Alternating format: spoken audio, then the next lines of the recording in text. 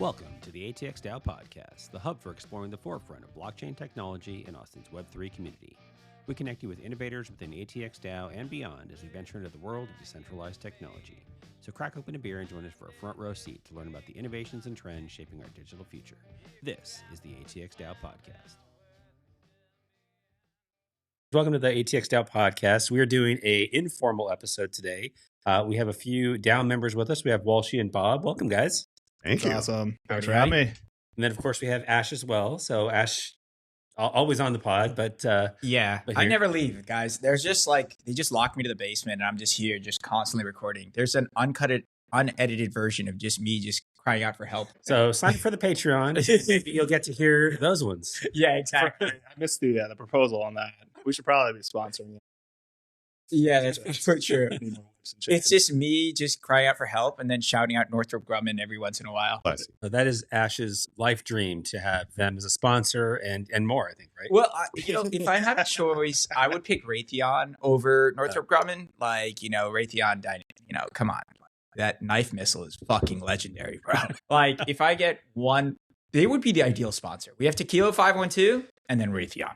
Yes. In that order, though. Yes, exactly. Tequila. Yeah. It's one or the other. Sorry. You can't do missile systems unless you're on the sauce a little bit. That's right. Yeah. So listeners, whatever podcast platform you're on, please comment in the show. If you would like us to do a deep dive into the knife missile, if we get enough folks that respond there, we will do it. And we'll have a special episode. We'll dive deep. Go on. Yeah, we just need to find someone at Raytheon, actually, to just... Does anyone know anyone at Raytheon? Any defense contractors? You do? Yeah, they acquired one of the companies I work for. What? Yes. Dude. So he knows a couple people for sure. Yeah. But then they quickly sold us back off. So I don't know. Well, bro, you gotta go through the Rolodex and be like, hey, maybe there's some Raytheon's, C-suite person that wants to come on here and get R-suited. He's not even playing. He's serious. We're about I bet. Pull the schedule out. Put it in the calendar. Yeah. Was not clearly on me. I can get anyone's attention. Defense contract. What's next? Sounds we should probably aim for the military itself. Yeah, I mean, it'd be kind of nice to be sponsored by Donald Trump, the Ministry of War. That would be kind of cool to get Hesketh on here. You'd be like, bro, that signal thing, what a fucking bunch of horseshit, right? One of these days. Yeah. One of these days. A man can dream, right? Yeah. Awesome. So if you're listening to this, you know who to contact. We're ready. We're willing. There we go. We got it. Awesome. So thought we'd, since it's your first time on the show, thought we'd do a little bit of intro, just maybe share a little bit about yourselves. So Walshy, if you want to go first. Then sure. Yeah. Some know me as Walshy. Some know me as Christopher. I am super happy to be here. I've been in the DAO now for almost about 2 years. I've been working in blockchain for about 4. I started actually in startups, and I was building startups in the private school world before I entered blockchain. And I was doing operations, it was moving stuff. And one of the schools I was working with, which is the same school the Winklevoss twins went to, is the founders of Gemini. I was working with the director of technology, and I got really candid with him. We broke the barriers, right? We're just doing the shit. And he was like, yeah, I want to tell you something. What do you want to tell me? It's like, well, guess what we're doing in the computer lab? What are you doing? We're mining crypto. And at that point, 2019, I'm like, I thought this was shadowy coders in the basement, doing crimes. Apparently now I'm in private schools and we're in computer labs. What the heck's going on here? And that's when I opened Pandora's box. When I opened Pandora's box and I saw inside what was actually happening, it was basically no turning back at that point. I made a really risky decision after about another year at that startup. They were implementing some things I wasn't necessarily happy about, contact tracing, blah, blah, blah, blah, blah. And the NFT boom of Ethereum was happening at that time. And so I jumped ship. I was like, fuck it, let's go. That company did get acquired. We grew it. It was Series A. It was profitable, entering hypergrowth. I was like, nope, I'm going to go take the risky path instead. Ended up with Lido Finance and doing business development with them for about 1.5 years. A lot of fun there. The all-seeing eye of Sauron kind of turned its gaze on all Americans, and so had to make an exfiltration. Ended up moving here, actually, for the DAO. It was one of the ways I was able to land so softly after moving to a state by myself with no one else for about 5 years. I landed here because of ATX DAO. It's crypto, nice. Big community, founders, people doing big stuff, awesome stuff. Got accepted, and then, I moved. I did the 20-hour drive with my cats. Moved here, did some infrastructure work with QuickNode for a while, and then I found another company, which I'm the growth director for right now. It's called Quai, and the Quai Network, which is a scalable proof of work layer 1 that's EVM compatible, that has sharding right out the gate, and up to 250,000 TPS. So that's what I'm doing. Kind of like cool. the quick and dirty. That's awesome. So how did you hear about ATX DAO? It's funny. The old BD director at Lido told me about it probably within my first month of working there. And he was like, hey, because I told him I wanted to move to Austin anyways. The whole Joe Rogan scene. I'm a musician, comedy, music, crypto. It's like a perfect trifecta all in the same place. And he was like, yeah, you got to check it out. And so I actually was lurking in the Discord for about a year or so before actually doing anything really. So yeah, I heard about it that way and, was kind of like loosely following it. And then I saw applications opened and I was like, okay, fuck it. Let's give it a shot. I submitted it and I didn't think I had a shot, but I got accepted like really quick.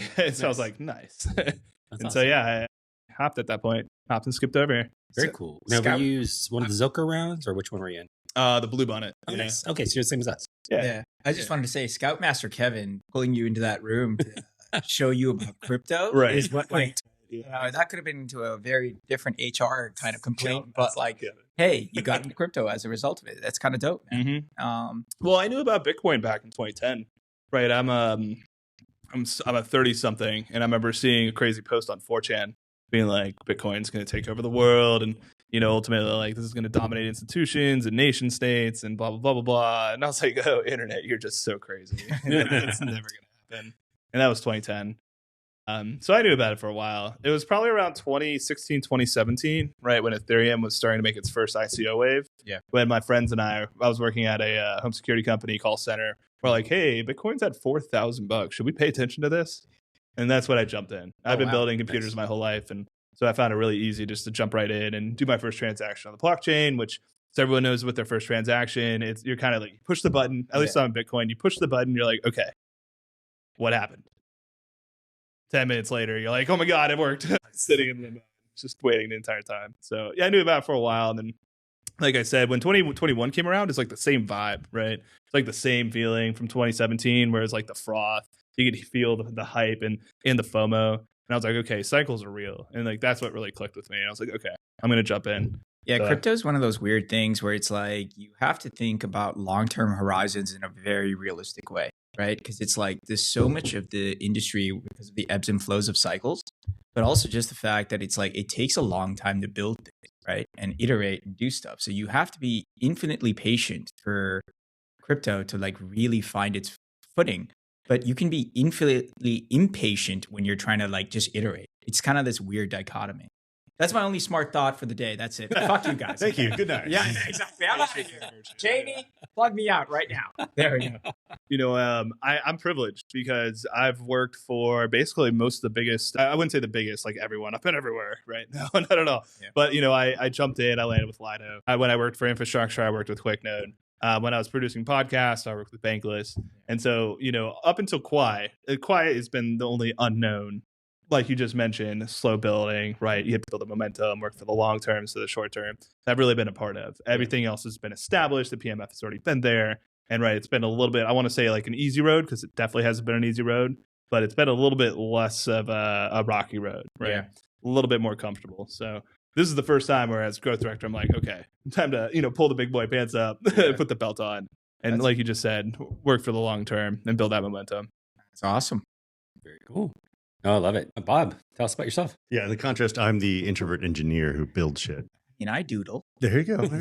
So, where do we start? Basically, I had my history with a lot of cybersecurity, a lot of like looking at the bad guys, trying to build network security products, high performance, inline devices that, data had to pass, and yet you still had to protect. You can't bring the customer down.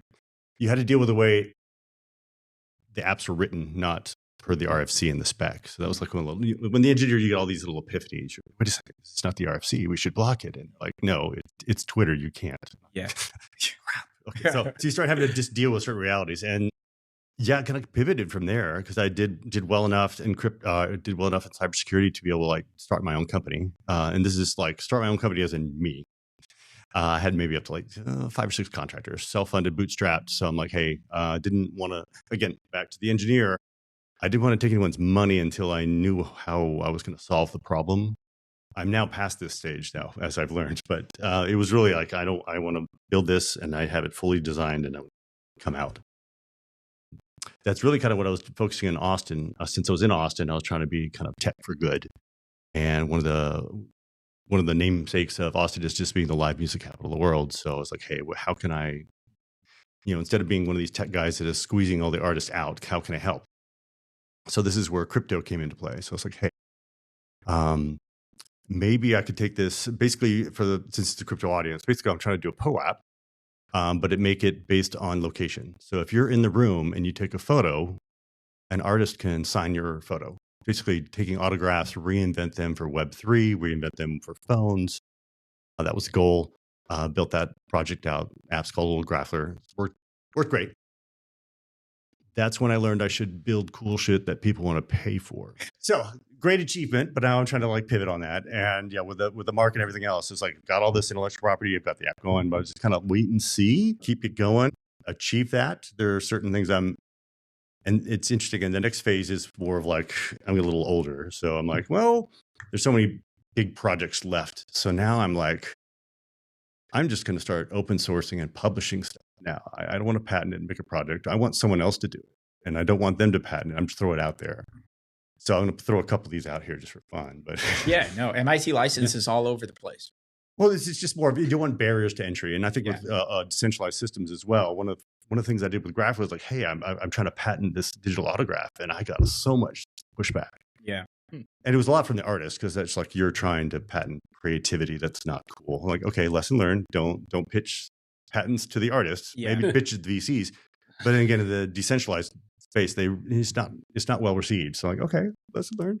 The patent office also wasn't well received from my patent. So that didn't go all the way through. Some prior art there I got caught by. But having fun with it. We're going to have to cancel that part out because the USBTO is now one of our sponsors. There you go.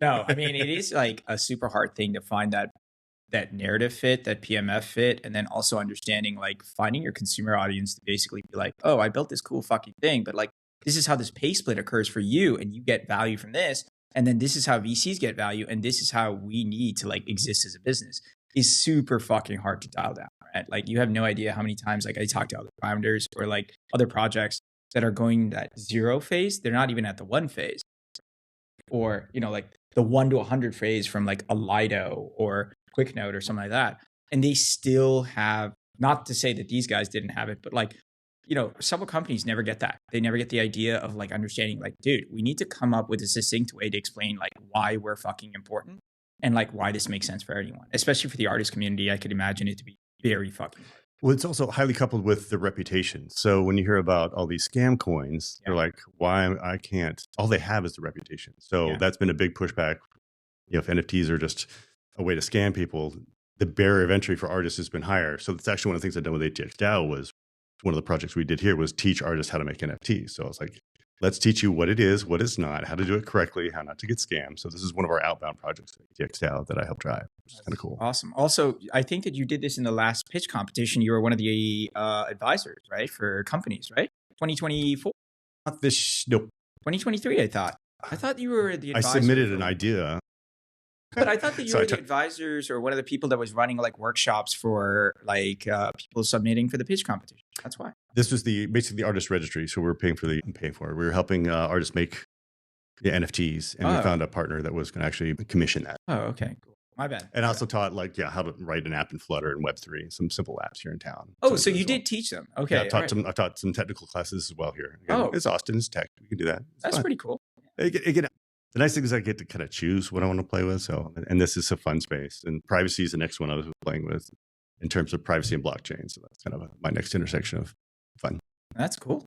That's cool. It's great to see, like you guys like came into the space, and it's kind of like Austin is one of those cities that like you just welcomed into, and like we have the DAO here, which is a great fucking cushion for everyone to come in and just chill and kick it and just fuck around and find out and find your place, right? Kind of awesome. For sure. It's a good way to say scrapping around. Hope it works. Very cool. It's very comfortable. Just really quick before we move on, coming to the city basically is completely unknown. I didn't really know what to expect. I've been living in the South for about 5 years prior to this. I'm from Washington, D.C. And not only is everyone really nice, but everyone's really accommodating also. It's one of those environments where as soon as you get in, everyone's like and want to give you a hug, right? Yeah. Which is really good, especially if you're in, like you said, the sink or swim environment. Yeah. If you're sinking, you have people be like, I got you. Yeah. Bit. Like, come here, let me help you. Oh, you need this idea, or you need this kind of assistance. Funding, we got plenty of that. It helps. Yeah, very much. I feel like it's a city that I think because of the music culture, right? Because the music culture it's so fucking hard, right? It's so fucking hard to be a musician or an artist in this space. I think that's naturally permeated into all other industries that are here, especially tech, right? Because tech is like, it's super fucking hard to get an idea up, let alone go 0 to 1. So like the reality is like every single startup needs so much help along, right? Like not only in your co-founders and your team and your investors, but just the communities is going to be like, oh, well, have you thought about doing it this way? Or like plugging into this? And it's like that modularity with crypto and Austin, the culture, is a fucking superpower. So all of you guys who are listening that are in different cities, y'all fucking suck. That's the moral of the story. Yeah, the story is your life is a piece of shit over there. You're not here. Like you should be jelly that you should be jelly that you're not us. I mean, I was apprehensive, and then not to shill ATX DAO at all, but it definitely helped make that landing a lot softer. Yeah, a lot softer, a lot more comfortable. It felt like, I mean, literally within 2 days of moving here, I was at the Bluebonnet opening party where it was like meeting just tons of people. Yeah, you know, people I'm still literally talking to nowadays. I just saw. She's an artist in the scene. Her name's Sarah. I met her there, and literally right at their South by Southwest event. So again, like, oh hey, what's going on? You know, it's like, you know, super close. You know, it's awesome. Again, Bob, I think I met you there. Luke, we met a little bit later. Ash later, and again, it's just big whole community. So yeah, we met in Red Rose, right? Yeah. yeah. So we're in the back rooms. Right? The Red Rose champagne NFT party, right? It was the Yellow Rose. It was the Yellow Rose. Yeah. I'm up north. Yeah. No, that's awesome. I think that's one of the cool things about it too, just like the in real life aspect to it. I think you guys are the first like in real life builders that I've met in crypto. Like before that, I was a part of like, you know, virtual communities, that kind of thing, sometimes going to conferences, but getting to hang out with folks that are building cool stuff and not like siloed in an ecosystem is, I think, one of the coolest things about it. Cause I'm like, y'all know, I'm like big in the Avalanche side of things, but I get to meet folks like, you know, you're doing stuff with Quai, you're doing stuff with Doge. I think you're doing, is it ETH that you're working in a lot? Or? It's Polygon right now. Polygon. Okay. Cool. So yeah, so it's cool to have that even like multi-chain aspect of it where it's just cool people solving real problems, doing cool things. And it's not tribal. It's just like, hey, we're all like a group, which is awesome. Yeah, but your chain sucks. No, dude, like he's saying AVAX, but really he's the ambassador of Quan for cock, bro. Yeah. That's really what it is. I know we're in I don't think we have video, right? This is all audio right now. Yeah. Yeah, exactly. you can't see it, audience, but he's wearing a really dope Avalanche shirt. It says Avalanche 9000 on the back of it. It's got a couple of panel of cartoons. I'm jelly. Yeah. It's not like that literally helps design merch and shirts and all this other stuff. Like I want one of those. Thank you. I love it. So No, I agree. I think the multi-chain aspect is so fucking cool, right? Like we have this unique ability for all of us to like shit on each other, but also still be like, you know, like, hey, this is fucking cool. Tell me what's you guys are working on. Like, what's so great over there? What's so great over here? Like, what's bad over here? What's bad over there? And I think just having that honest discussion is like so critical, right? Because it's like ultimately as a founder or even someone who's just like working on a team, like you're investing a fuck ton of your neural and temporal capital. And like, that's the most important resource, right? Like not only your time, but also you firing off those neurons, like having an no filter attitude to be like, this is why it fucking sucks. This is why it's fucking cool is awesome. Yeah. I honestly think like every single day, like, you know, like I work from home some time to time and I come from here and like we have this big old desk at home. My wife works on the other side of the desk and she's like, I don't know what you're saying half the time. And it's like, you're talking about dicks and cocks and cogs and like polygons and like, what the fuck is a Quai? And I was like, yeah, you're going to have to actually listen to the podcast to learn this shit. And she's like, no, I can't. She's like, most of the time she has her kiddo in the car and she's like, this is just inappropriate for a 4-year-old. You wouldn't understand the high level nature. Yeah, exactly. My kiddo gets it 100%. She's like, oh yeah, you know, like I can't allocate to Bitcoin right now. I'm like, good point. Listen, you'll learn about Blob one day. Don't worry. Yeah, exactly. Yeah, dude. It's a fun space. You know, it's one of those where you're standing at the edge of the high dive, looking over and wondering if you should make the leap, whether or not the water itself is actually filled. That pool is actually up there. And, you know, sometimes you belly flop and, you know, that's a brutal experience. But, you know, the thing is once you actually jump, you can control the way you actually fall. Generally, you know, at least if you're in the right atmosphere, kind of like what you said, when you have people around you, whether they're on the same chain or not, right, they help allow you to like create the right trajectory. So you can land, you know, in a dive or feet facing down, etc. It's a risky environment to get into, but since we're all crypto builders, you know, we thrive on risk. So Yeah. I think we all kind of had that like perspective going, at least I did, going into it, where I'm like, well, this is probably dumb, but here we go. Yeah. Right. And I landed on multiple different occasions. Yeah. You know, so it was a lot of fun. ATX DAO. Yes. Yeah, exactly. Yeah, Right. exactly. Like you really need to have ATX DAO on your cap table. If you have that, really, that's how you're going to 100x. If not, you're fucked. Right. Or you live in another city, you're double fucked. Yeah. Very cool. So let's talk about the DAO a little bit. So what are some of the things that y'all have been involved in with the DAO? Like, so Bob, you started off talking about the NFT project that we did with the artists. Mm-hmm. I had the pleasure of being in your session that you taught with the group. And Sweet. mentored a couple of the artists for that, but I thought that was a really cool one. But do you want to just maybe talk a little about what that all was? And Well, actually, that was a really interesting challenge because one of the problems of crypto is how do you get on? The barrier of entry? I mean, there's the tech barrier and then there's the intellectual barrier. And I told ATX DAO, I'm going to teach artists to make NFT. And then I'm like, I have to go from where they are in the room to minting an NFT. And over, I think we had a month. It was 3 different classes, but it was a crazy challenge because you can prepare all the slides and stuff you want, but you need to also teach the person who's in front of you. Meet them where they're at. Yeah. Yeah. So it was interesting, and it was also interesting. There's different people's different perspectives because the first presentation actually I didn't go into any real detail about the blockchain. It was more of like, why would you care? Yeah. Because you have to start with that, right? Relevance. There's the 1,000 True Fans story of, is it Kevin Kelley? I can't remember. He's in the presentation. sounds right. So this is more of like, if you can please 1,000 fans and they pay you $100, then you can make 100,000. That's income. So don't try to solve the world.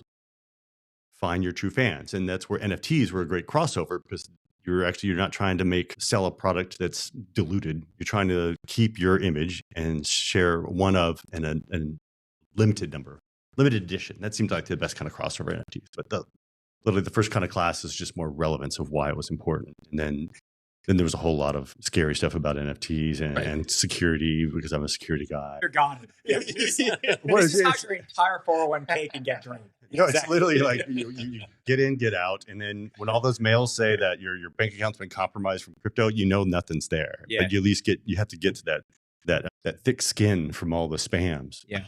I mean, you still get one of those marketplaces. I still get multiple emails because of compromise of their marketplace. Yeah. Just kind of scam. So My email provider can't filter it. I'm like, come on, guys. That one's not a sponsor, right? Yeah, well, it's just not. Actually, it's a great module that you can pull out Sesh. Take your money out, guys.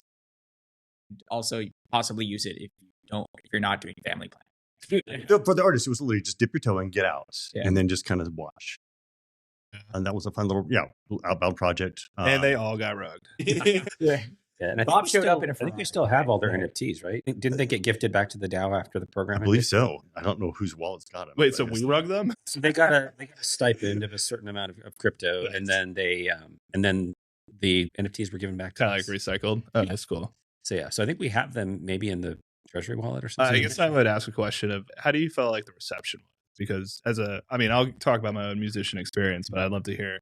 You taught a class, you taught a whole bunch of them. Like, actually, it was even funny because I even took one of my beta customers from Graffler, and since Graffler didn't do so well, like, hey, get into this program, at least you'll make some money. Yeah, Which is kind of nice, but it's cool. I think the artists that participated were really excited about it. So this is, the crypto has those waves. So we were just coming out of another little wave. It was just getting some momentum before the most recent meme coin waves. Whichever thing.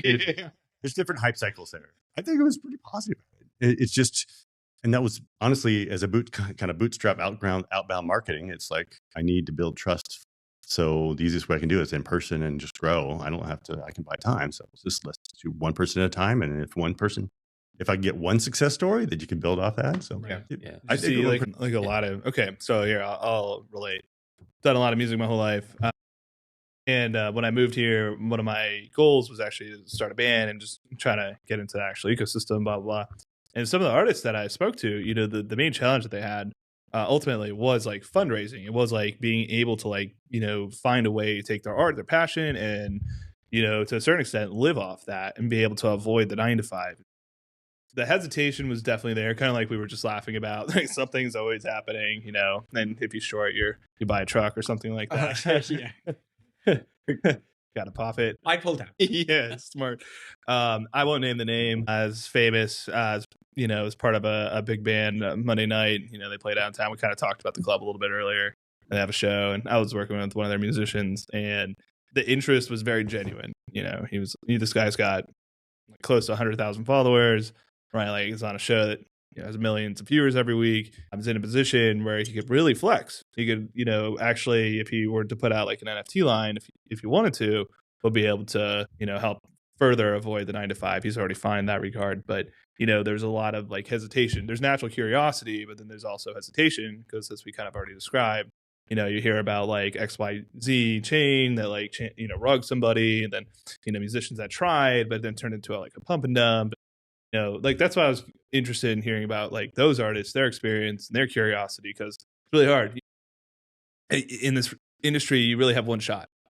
And if you fuck that up, their reputation's gone, and then, you know, you're known as a rugger or whatever. As a musician, your reputation is literally everything.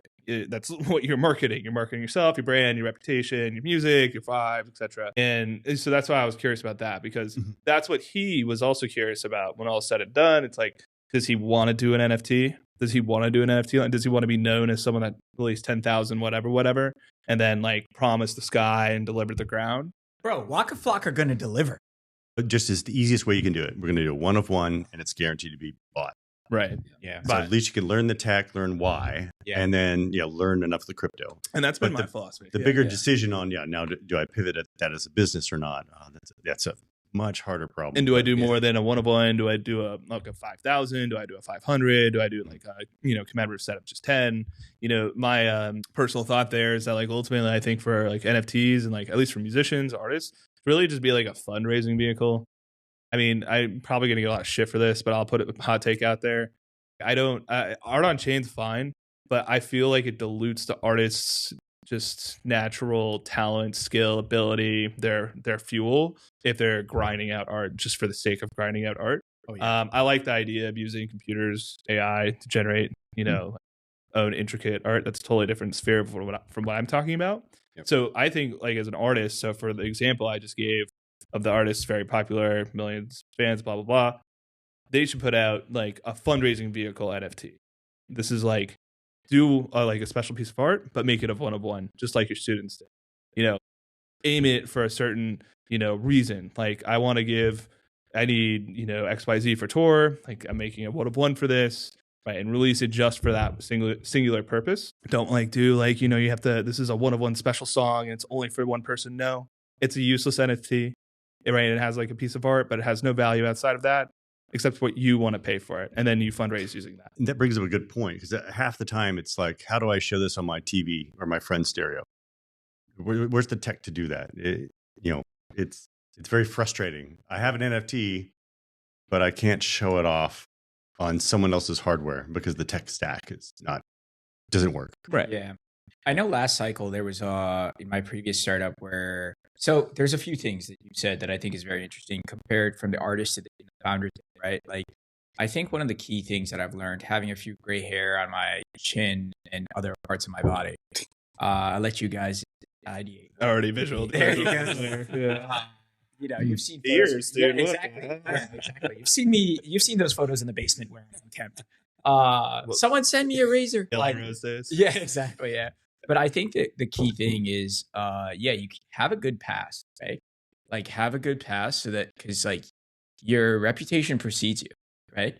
So it's like all the hilariousness and the jokes and the fucking crazy shit aside. I mean, the reality is just like you said, like don't put out work that you feel is substandard, and don't try and, you know, just hit a home run on the very first one. Like just try and get on base. And as long as you have, I know this is kind of lame, but like, you know, like have a good heart about like really just putting out your best foot forward and like having fun while you're doing it. I think you'll have more successes. I think that's very akin to the founder journey. And it seems like the artist journey as well, right? Because you got to got to be proud of the work that you put out. And you don't want to rug your community. And like, that's Yeah. the problem is you see, okay, so I'm not going to name names here because I don't want to throw anyone under the bus. But when I was deep in the thick of working within the Ethereum ecosystem, I got invited to very exclusive kind of like ski trip, kind of blah, blah, blah, like power, blah, blah, blah, founders, all this other stuff. And a part of that was a little kind of private kind of concert with, you know, a bunch of NFT artists. Again, I'm not going to throw anyone under the bus, but, you know, I checked out these NFT artists, their line, their music. It was on like Sound, it was on Audius, all the other platforms. And, you know, it was just like I said, a bunch of this like copy pasta, just like, I'll reserve my own opinions from it, but, you know, I wouldn't say the best type of quality of art that they put out there. And it was a lot of it. It was a grind for all of them. And like, again, when you have art like that and you're monetizing music, in this case, you're promising the ceiling and delivering the floor. So someone buys it and they're like, yes, I'm supporting you. But then the value of that NFT does eventually drop. And then they go, I'm glad I supported you. Now I have a whole bunch of music that I could have just otherwise got for free. And I'm glad I bought a bunch of this, but at the same time, you know, I thought it was going to go somewhere and now I'm disappointed. Versus a one of one, art makes sense. It technically has no value, but it goes to an investor. It says, I believe in you. Go do a tour. Yeah, I really just feel like consumers sometimes get like a very short end of the stick there, right? Like we really need to figure out how to do a better job about that. And also like the point that you made about like, you know, like how the fuck do I make this playable with like my existing tech stack, right? You mentioned Sound and Audius and all this stuff. I remember last cycle, one of the things was like, I looked at a bunch of like companies that were doing just NFT player music. It's like Winamp, right? Like they were just doing the Winamp skinning and then just trying to play it. And I would be like, bro, this is so bad to try and even use this on my phone, let alone on my fucking computer. Like, how do you expect people to do this? I mean, really great people were working at it. Like I remember one from a VC that was actually working on it as a side project. I joined the Discord, tried the product, and I was like, why are you building this? You should just go back to allocating checks, bro. And like there's a bunch of thought pieces behind it and articles. And like, this is the next big thing. Yeah, I mean, you try the product and it's garbage. I feel like for art, whether it's visual or auditory art or anything in between, that UX experience of like having the playability and usability, not only in terms of Web3 programmability of like, what does that interface look like? What do I use it? But also like, I want to listen to it on my Mac. I want to listen to it on my Android or my Apple iPhone, like going down the street. Like that isn't there. There's so many problems left to solve. And yeah, I mean, bless his heart. Like, honestly, he's still, I don't know if he's still working on the project anymore. I don't want to say any more than that, but like, there is a lot of these gaps that are there and problems left to solve, right? And I think it's a good thing for other people, artists, engineers, founders to come in and be like, let's solve this gap, especially if it's meaningful. Mm-hmm. So, yeah. When you're releasing art, you know, you have to be, like I said, the whole idea is just to make sure you're not diluting yourself. Nothing's worse to creativity than over dilution. You know, the best way to write music is you don't just sit there and like, I'm going to grind it out. It's like, no, I feel an emotion. I feel like shit.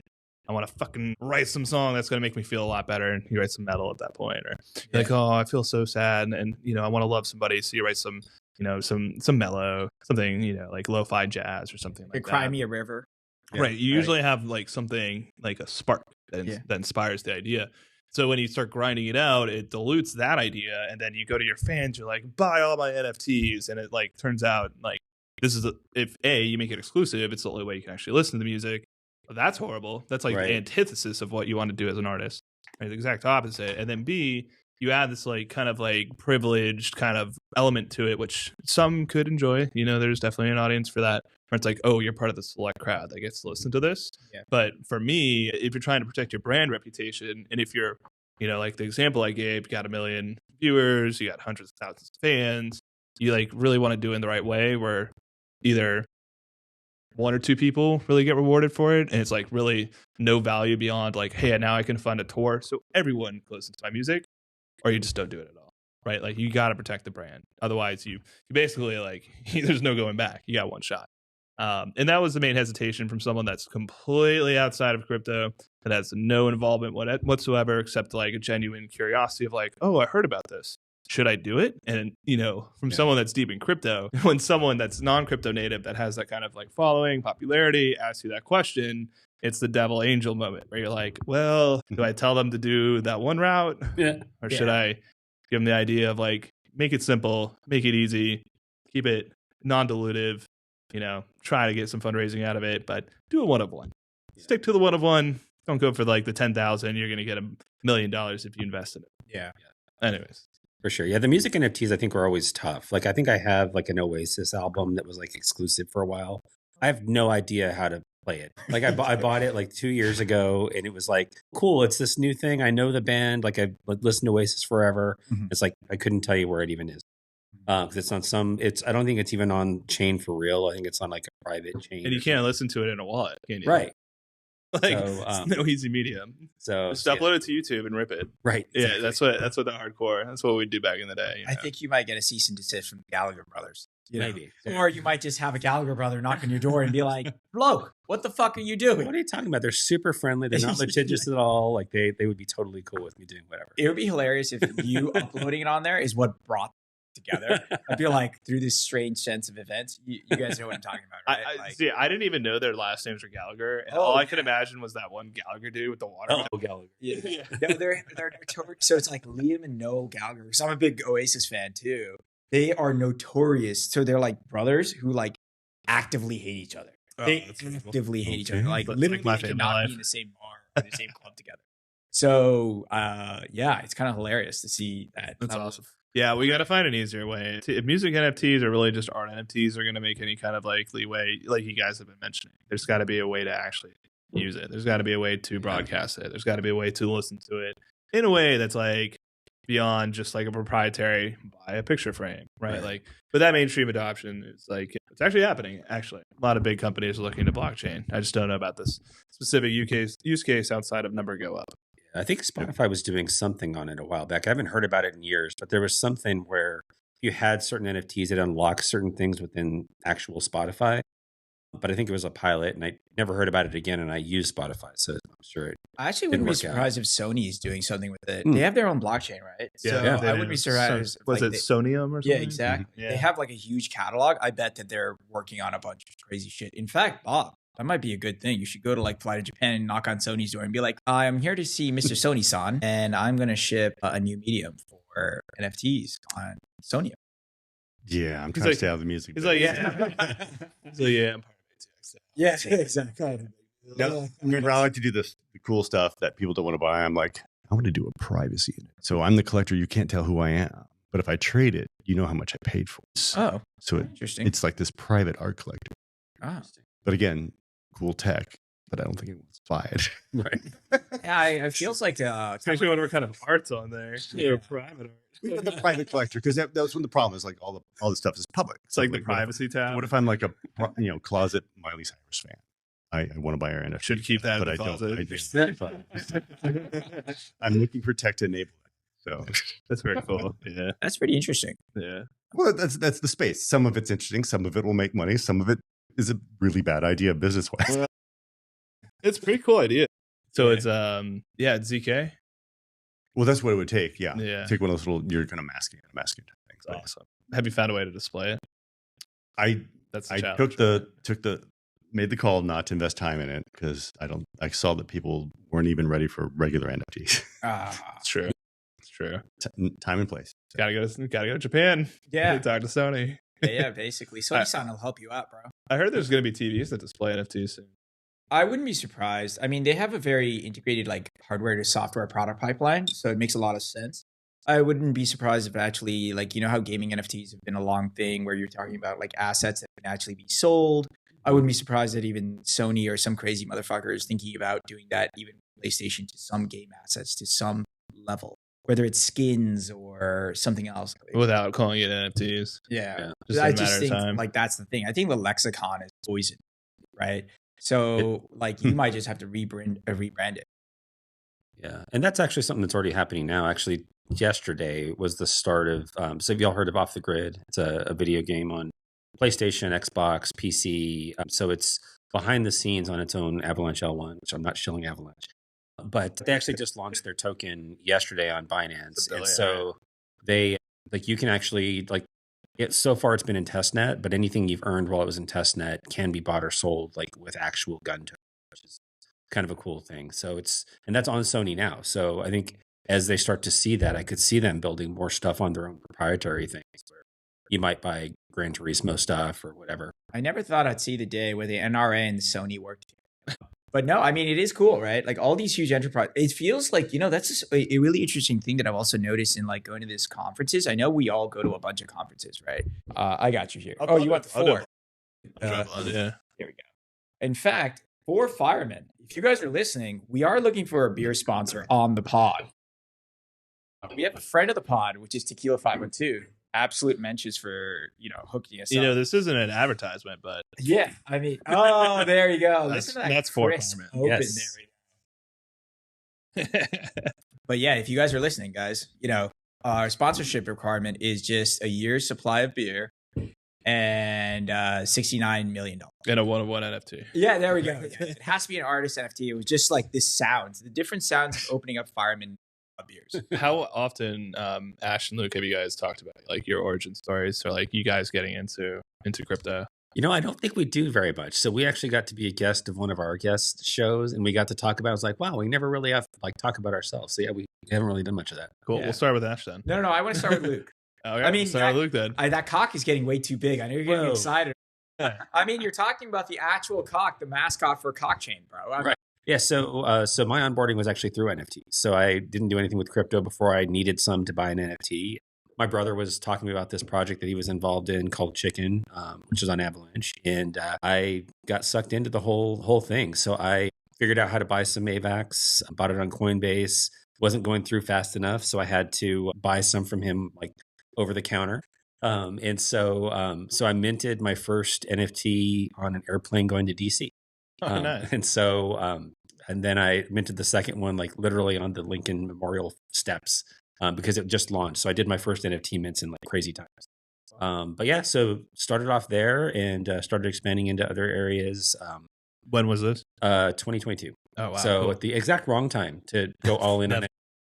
Was that post FTX or pre FTX? It was pre. So I was but like post Terra. I think I was in about 3 months before Terra Luna. Oh, okay. This is like really early in the year. Yeah. So you were like, yeah, everything's cool. This is gonna be a great year. So I'm retiring this year, guys. Spent way too much on those, way too much on VFriends NFTs. Oh my god! All kinds, all the stuff that was. I bought the top of 2022. How many books did you buy? Books? So Gary, it was really quick. Oh, for his context. books. Yeah, Gary Vee launched a book line of NFTs, and you had to buy a certain amount of books in order to get the NFTs. I bought 60 of these books. Oh my god!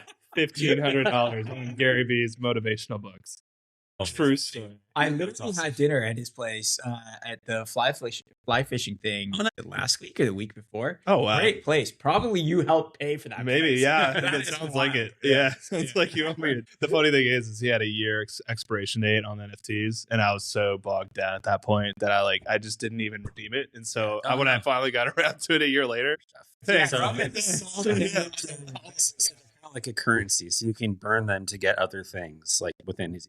that's actually really good to know. It confirms what my thesis was. Gary Vee, he gets a lot of flack for being kind of like a shilly kind of marketing, inspirational, grind your life away kind of guy. But I knew when he pivoted to NFTs, it was a big deal. And like he actually is beyond what I told you guys about, discovering the truth private school. He was like, when I saw him pivot like that, and I was kind of watching his videos for inspiration, I was in sales. I was like, okay, he went all in. He went all in, and he was right. He was right. So Yeah. I'm glad I followed. Yeah. So funny. Go ahead. Sorry, no, you please. I was gonna say, funny you say that. He's actually the one that like really got me into it as well. So I was just Googling like, what is an NFT? Like literally, what is an NFT? I didn't know, and I came across an interview that he was on, and he was talking about this great project that he had. It was coming up, and then I was like, okay, I have to like get in on this. And it was VFriends, and it was a year after VFriends launched. So I was like way too late for that, but I did get to go to the first. I've been to all 3 VCons, and Oh, so you're a VTard then? oh yeah, totally. I still have my Helpful Hippo NFT that I spent Yeah. $10,000 on. Gary, if you're listening, sponsor our podcast. I think that might be the only kind of somewhat crypto related sponsor we would take it. I just think it'd be hilarious to have Gary Vee be one of our sponsors. But yeah, actually, he runs a VC. He has a VC fund or something like that where him and his syndicate like allocate to Interacts. projects. Yeah. So like, if you guys are shipping something and going on your own founder journey, hey, you should reach out to them, right? Is he in New York? I think the syndicate is like all over, Oh, okay. but like I don't know where Gary is. Like I've never met him, but So like he's in New York. So he's in what is the Hudson Yards? Is where their office is. Do you know the specific building and the unit number? He's at the 5th and Broadway. You're like, how much of a retard are you? So Do you have his daily schedule? So I have met him a couple of times. My brother has toured their office 3 times. By the way, everyone, he's literally flexing right Yeah, exactly. I mean, I met him at VCon. I didn't like. It's not like he invited me to hang out. Like I waited in line to go like take a picture with him. That's So, awesome. Dude. But yeah, I mean, you gotta say thank you to the people that got you in here. that's true. Yeah. That's true. But yeah, learned a lot from him. Just a lot of things. That's pretty cool. And now, what are you doing now? What am I doing now? So I have a boring day job that we don't ever talk about, and then I have Never work for Kinko's. Yeah. So, and then I do a lot of stuff with Avalanche Team One, which is like so it started off, it was going to be a DAO. Now it's just more of a community driven like advocacy for Avalanche. So I run the blog there and do some other stuff with the internal ops with Team One. That's awesome. So, I yeah. keep telling them to like, dude, you gotta go founder mode, man. I feel like if anything, you know how you have like there's characteristics that you kind of develop like being in crypto, because it's like the reality is in crypto. One of the other things I've noticed is that like everyone has to wear so many hats. So it's like that's the precursor for you to like actually be a good founder, right? Like, and you're gonna get kicked in the teeth so many fucking times. It's like doing all this shit is like great for you. So it's like, I think that one of the weird things is like, I feel like crypto founders can also be really good Web2 founders, because it's like, you're not given the same kind of blessings and resources that a Web2 fucking founder has, right? You kind of have to figure it all out before you do. And it's like almost like working at NVIDIA, right? Like you're working at this speed and everyone else is like, okay, when's my lunch break? Okay, yeah, okay. Like, Well, certainly getting comfortable with the unknown. I mean, I commented earlier before, I would never commit to something I didn't understand. But Yeah. after doing this, how do I do NFT autographs on an Apple and Android phone and mint the NFT from the phone and do all the proof of presence? Yeah. I had to figure out stuff I had no idea, yeah. but I did. So now I've got it's kind of the entrepreneur. It's like now I willing to like, okay, that's an interesting problem. I don't have the answers, but I have confidence now that I can solve that. Right. And you're not afraid of that. Before I was totally afraid. There's of a lot of merit commitment. in like finding people that don't know but are willing to figure it out. Yeah. It's so totally true. Like any of the stuff that I do now, I didn't know how to do not very long ago. Like before we started a podcast, I didn't know how to run a podcast. And before I started a blog, I didn't know how to write a blog. Yeah. Which I did just remember yesterday that I was on the newspaper staff in middle school. So maybe that's the foundation. All the great movie reviews. Siskel and Ebert took cues from me. Gary Vee, his top 5 fans. Basically only fans in MySpace. Yeah, I'm slumming it with you guys. That's me. So Ash, let's hear about you. Nothing really crazy. Yeah, I mean, I came like, so I'm a red dot engine for all of us feather engine fellas. My beard goes up to you. I feel like we're brothers and kin here. But that being said, like red dot engines are not very creative in terms of our like career choices, right? You get doctor, you get engineer, and like a regrettable third of being a banker as the third, right? And So you were all 3, right? no, yeah. Fun fact. Yeah, right, yeah. Another life. Yeah, exactly. Yeah. No, but I really look at it as like lives, right? Like, so my parents wanted me to go do pre-med, but I was like, as soon as I found out that I couldn't cut into bodies until like 7 years later, I was like, this is fucking lame, bro. Where's the corpses? Let me slice and dice, bro. It's boob jobs and dick jobs for the rest of my life. This is like that buku money, right? No, So you were Gen Z before Gen Z. Yeah, exactly. I want to know. Yeah, exactly. Before there was Gen Z, we were millennials, right? Like I definitely am that category. Wait, is everyone in this table a millennial? I'm 35. Yeah. What about? I am a very young Gen X. Okay. So I'm like the last year of Gen X. Okay. But like, don't even. Tom's like, I'm drinking my beer. Well, you don't have a gray hair. That's because I shaved my head. That's not the only thing you're shaving. Completely. We weren't going to talk about the elements. Yeah. Just talking about earwax. Yeah, exactly. But yeah, I mean, like, I just felt like the funny thing for us was just like, we weren't very creative in our career choices, right? Even with tech being the thing, it was like, you'd get a CS degree and still that was like, still kind of like weird. So I did finance like a good kid. And even though my first love was architecture, I just love the idea of like building things. funnily, I spent that time building like financial instrumentation and stuff like that, and lived the like previous life in TradFi, and then left that after like a few years, and I was like, okay, what's one of the weird realizations that I had was like, what's the point of having all the money in the world without like having like anyone to really spend it with?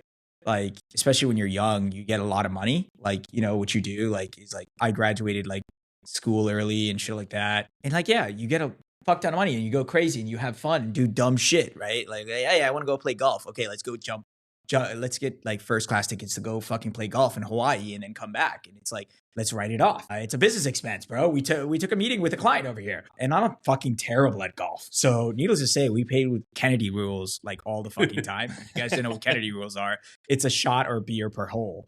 So needless to say, by the time that you're in the back nine, you're fucking sloshed. Yeah. So you're signing that deal and getting back on the flight like, I don't know what happened, bro, but at least we got a new account. But like the thing is for me is like that realized pretty quickly that was not sensible for me. And my mom also like helped me realize this is not a good thing for your life, right? Like having this at your age. So really what that means is like my mom jumped on a flight, found me, and she was like, you're too drunk all the time and sober too much while working.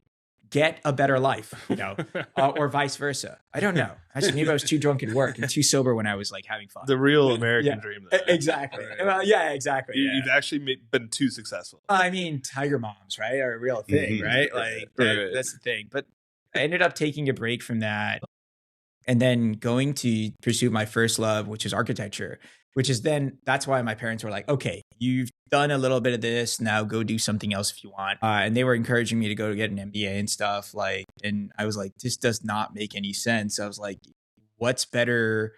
Like I just think like if you really want an MBA, go found a fucking company, because you will like figure out everything there is to know immediately, right? Learn by doing and learn by failing and learn by getting kicked in your teeth every fucking day, rather than just sitting in a classroom for like 10 years or 8 years or 4 years or whatever and just doing that shit. But so I decided to go pursue my first love, which is architecture. Met my wife, funnily, while doing that too. It's one of the reasons why I really think about UX and UI. I really feel like how people discover spaces is how they should like think intuitively about apps, right? Like how you think about engaging with an app. How do you think about moving from this to that? Why is this experience this way? And I think it's a kind of a refreshing concept to have here. And funnily, a bro of mine, when I was living in London, was like, bro, he flew out from Singapore to London. And he's like, dude, there's like a bunch. Have you heard of this crypto thing? And like back in school, in business school, like we read the white paper. And I just thought like nothing of it. I was just like, oh, this is kind of crazy. And then he was like, dude, just come in and start looking at this stuff. I think that, you know, banking was a money of like it was a labor of like purely wealth. And architecture was a labor of love. And like one of the things about architecture taught me was the infinite patience, right? Like it's like you need to have a long-term horizon and understand that like you just have to be infinitely patient about it. And in some things you can be infinitely impatient about, because like iterative process is critical to being a startup founder. You have to keep iterating, and you have to get used to the idea that like people are going to fuck with your shit all the time. So those kinds of, well, the financial instrumentation side, writing stuff early and in code, and then also going into the understanding the product side really helped me coming into the crypto space. And I came in during the food coin craze. So that's kind of a wild period. This is way before FTX, before even exists as an idea. This was like when Alameda's just literally ran like an actual like fund, right? Like 2019, 2020, something like yeah, that? exactly. Yeah. So like I came in through that. We did synth markets. And then I had an opportunity to leave that after a good rise, and then helped with did product research and helped build the quant team actually at a local startup over here that did synthetic assets actually on Cardano. Eric, who's the CEO at Indigo Protocol, great fucking guy. Yeah, he took a chance on me after leaving that, came there and did that, and then left, did like a Pri-Fi middleware thing. So I went from ETH to Cardano, which was like a complete fucking mind shift. And I'm actually very glad that I did that. Like I understood the value of multipolarity and multi-vector thought and understanding the demerits and like merits of like different chains very fucking early, before interop and like all these things were happening, right? Before Cosmos was like, we have a dApp chain thesis and all this shit, like, and like our subnets became a thing where it's like, you can spin out your own subnets, or modularity and Celestia and all this stuff. Like the only way you get that is like you have to work in other places and you'd have to rebuild yourself every single time. And then left Cardano to go work on a PriFi middleware project where we were trying to build like a prop trading strategy. Like, you know, the blockchain is inherently like public. So if you're a prop trading firm, like how would you basically not have your strategies like on the fucking chain? So it's like, I don't want to leave that alpha on the fucking table. And we were building on Polkadot. Unfortunately, we got kicked in the teeth in that pretty fucking badly. And then had like a coming of like I literally spent like I think 2023, 2022. I spent like Texas summers are insanely hot. We have a small place in the country here, and I spent like 1 week in the summer in 120-degree heat just repainting this fucking barn. And it was like my cathartic moment of like listening to like nothing. Cause I was just like, oh, we were so fucking close to like making it, bro. Like we could have really built something great. We were going to build like a TE MPC stack. We went from TE to MPC. This was before like ZK was just starting to happen. MPC stuff and companies were having like $40-50 million valuations. I'm like, dude, there's only 3 of us. We can like fucking full send. Like, anyways, like it imploded and then did that barn thing, went to Stanford for a conference. And then I got pulled into this Bitcoin incubator thing. And now fast forward from 2023 to now, we're building on Dogecoin. Yeah, I mean, I guess it's the whole thing about crypto, right? Like embrace the unknown, like, and just chase the rabbit, right? It's a good thing. The multipolarity part slaps really hard for me. Yeah. Because I basically was building an ETH for most of everything for about 3 years straight. And then when I started working in infrastructure, I started dealing with like, again, 50 plus blockchains. And I started seeing how not only was there like an alignment in the communities themselves, everyone basically has the same mindset. We're all here for kind of the same reasons. Everyone's got a little bit of a different kind of outcome they're looking for, but we're all like builders, we're all founders, we're all like see the tag, we believe in the tag. We just have like, oh, I'm a Cardano person, oh, I'm on Polygon, or oh, I'm an Avalanche, etc. Yeah. We're all kind of the same kind of vein. Yes. But a lot of people, they hold on to the max. And until you actually are forced, like you said, into other different ecosystems in which you're actually moving in between them, not only do you see the similarities, but you realize how important it is to stay kind of like in that pivoting kind of way. So, no, I didn't want to ruin your momentum there because like that slapped so hard. I was like, damn. No, I mean, I think it's like, look at us right now, right? We have AVAX, we have Polygon, we have Quai, and I'm Doge on Doge, right? Like it's a multipolar world. You're like the only Doge project I know. One comment that you mentioned about just getting the UX right. Yeah. And it's interesting in just dealing with now you're going to deal with Web 2 and some of the existing real estates. Because I had the UX challenge of like, again, I'm trying to do autograph apps for your show. So I tell my UX guy, okay, you're drunk. Yeah. I need to be able to download the app, get the photo. I'll deal with the NFT making thing later. That's the goal. Yeah. I need to be able to do this in like 5 steps. Yeah. So I had this whole UX design. So you just download it, take the photo, and then you had like 24, 48 hours to like make your decision and make the NFT type thing. But then I go to like the app stores and they're like, we need to see the login process. I was like, by use cases, you're drunk. You don't have time to log in and sign in my app. You do that later. I literally deferred it, and I was actually getting kicked back from the app stores. Yeah. Because they're not used to that kind of app. I mean, it's like you try to make it easier. Yeah. And now you have the traditional, even Web 2, every app, you need to be able to sign in. This is how we approve apps. And now Facebook kicks me back, and so then Apple kicks me back. And like, it was just kind of frustrating that you're trying to make the UX right for the person and blockchain, and you're fighting it on multiple fronts. It allows you to be pivot really quick. It allows you to be adaptable. Yeah. I mean, like, I think that one of the most interesting things also last cycle was, and we have so many fucking cycles, right? Yep. Like, you're in like a mini cycle right now. Yeah, exactly, right? Like, it's like, I really feel like it's the Trump and dollar deprecation cycle. Yeah. Right? Like it's fucking crazy. Yeah. It's not normal. Yeah, exactly. Right? But we got 4 years of it, boys. So, I mean, get it while the getting's good, right? But like, I really feel like last cycle, one of the key problems that you are coming up with is one of the problems that we also had, right? We thought about like, hey, do you do a progressive web app? Do you do an app? And if so, like, do you go to the Android Play Store, or do you go to iOS and then try and see how they will get it right? And finding this medium was so fucking hard to do, right? I think one of the biggest benefits from last cycle and all of us hitting that roadblock was, I think, Wallet Connect is the reason why spurned that whole growth, right? If you think about it, it allowed social logins to come in. It fundamentally changed the way that your app is accessible. And like also the UX flow of it, right? They're taking care of that UX flow in the beginning, also taking care of that KYC AMLing of like how these multi-operations would work with across chains.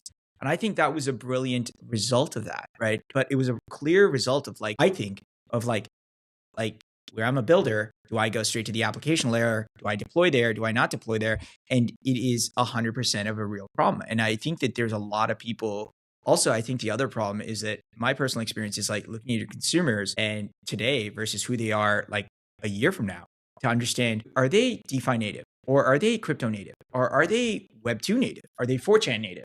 And then thinking about how they come in. Why do they come in? I'm a big 4chan guy. He looks right at me. Yeah, well, when he said bad guy, he looked at me. Yeah, I'm just passing him down the road, bro. Now you just got to get Luke for something. To your point, business questions. So business questions. Again, my little autograph app. As soon as Apple embraces crypto, it's going to be a feature in the OS. Yeah. And my whole business is gone. Right. Yeah. So it's just, what's that market opportunity? What's the pain to get it in and try to get that across? Yeah. But these are fun, interesting topics. Yeah. But until right now, they're saying no, no, no, no. And you try to find that maybe yes, and you run. Yeah.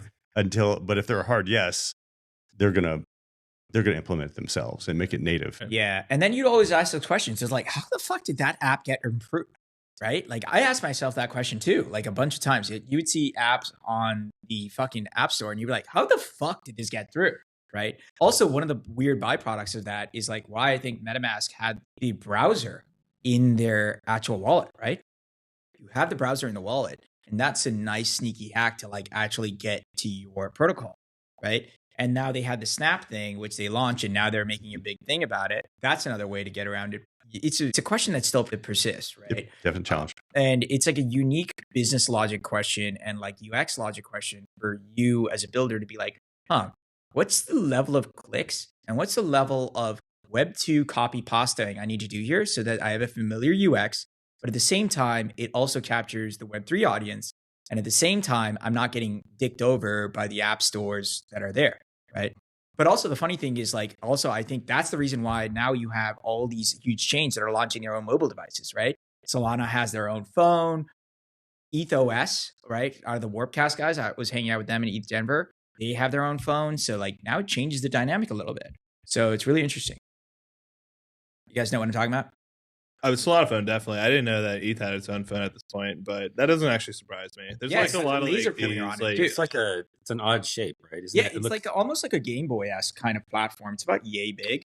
For those of you it that doesn't are, flip or anything. They'll let you install it Like in a lot. Pixel. I've played with it. yeah, it's basically, I think that, and I forget which OS that they're using, but I don't know if it's Linux to your OS. point, But to your point, though, yeah. Ultimately, Apple is a gatekeeper. Quite literally, that 30% tax that shut down all NFTs, everything, et cetera, at large. You know, your goal, like you said, is really to get acquired by them, but like, you know, before they adopted it themselves, right, and then just run you out of business. you're getting acquired by Raytheon, to be clear. Oh, It's back to security. Yeah. Which one is it? Channel Dynamics. Which one's defense contract? There's that's a brilliant point. And I have nothing to add to that. That was great. I mean, I've got my head point trapped in the that elevator one too many times. So every once in a while, there's a neuron that fires. But that goes back to the DAO. These are very, energetic discussions we have. Because there's definitely teams that are like, no, every progressive web app, I would never go native because I don't trust it. Yeah. So it's great conversations we have. Yeah, I mean, I think that ultimately one of the superpowers of the DAO is the fact, like we talked about, the multipolarity of it. We're all like in these different places, but also we have these unique experiences that are like modular in a way, but we can share these like wisdoms or retardation thoughts like across each other, like in a very open fucking way.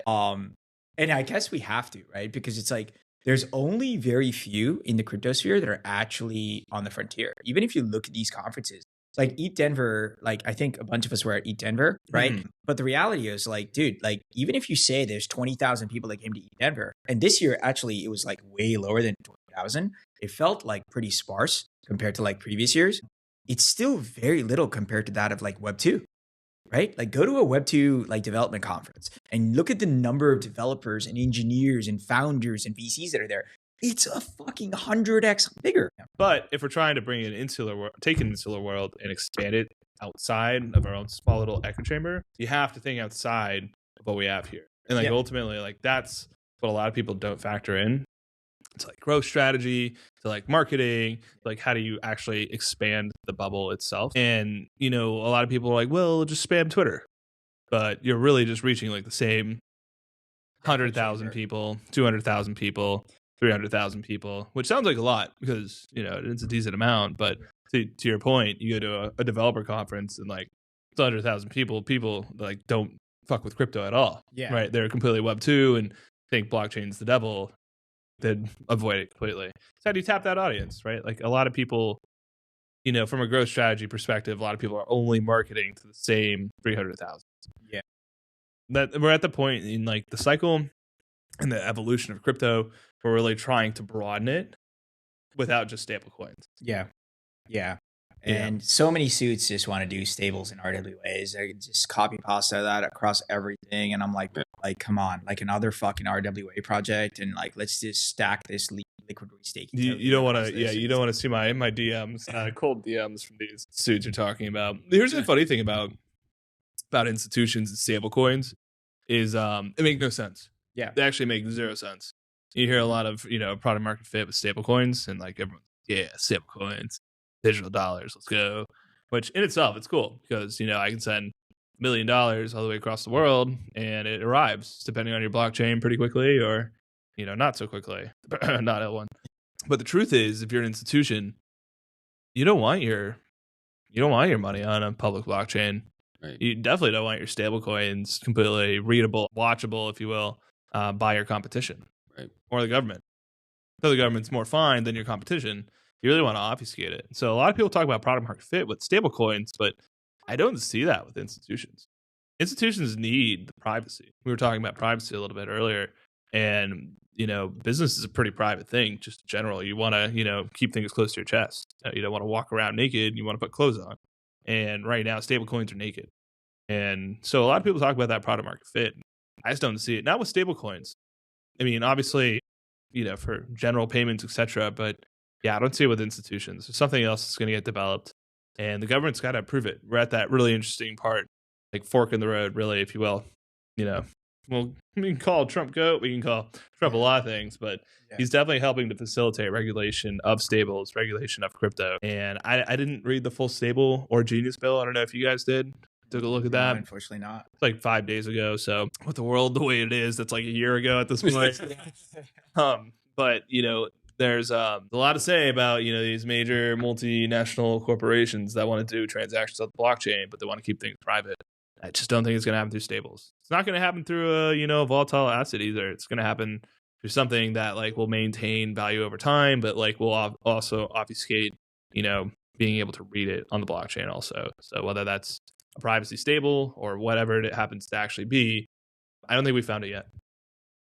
I mean, it's really funny. I was at a conference just a couple of weeks ago, and yeah, that's what everyone is on the lips. It was just stables and RWA, right? Like that's all they wanted to talk about. And yes, it was more of a like a suited conference, and like I showed up in like, you know, my usual attire of like sneakers, jeans, and like a Henley, like a good crypto ad. Yeah, exactly. And like everyone was like dressed up. I'll be honest, I wore a jacket actually like on a day or two, which was like hilarious. My wife was like, isn't this your banking clothes? I'm like, yeah, like I don't fit in them anymore. So it was like hilarious, like fat man and little coat. Who is this person? Yeah, exactly. He's like, this was you like 10 years ago, you know? Like, but yeah, I mean, that's all they want to talk about. But I agree. You know, there's a bring that contrarian point forward and see how they react. Yeah, because they all agree in the end. They go, fuck, I didn't realize that. And you're like, oh yeah, your competition's gonna watch what you do, dude. Like they're gonna see everything you do on chain. Yeah, I think I'm really curious to see how this plays out over this year, right? Because they're, you know, like in the US, we're talking about the Bitcoin Reserve. We're talking about all these financial instruments that come in. Yeah, I mean, I'm really curious to see how this all plays out. I don't know if anyone in that was actually building a stablecoin project, are they?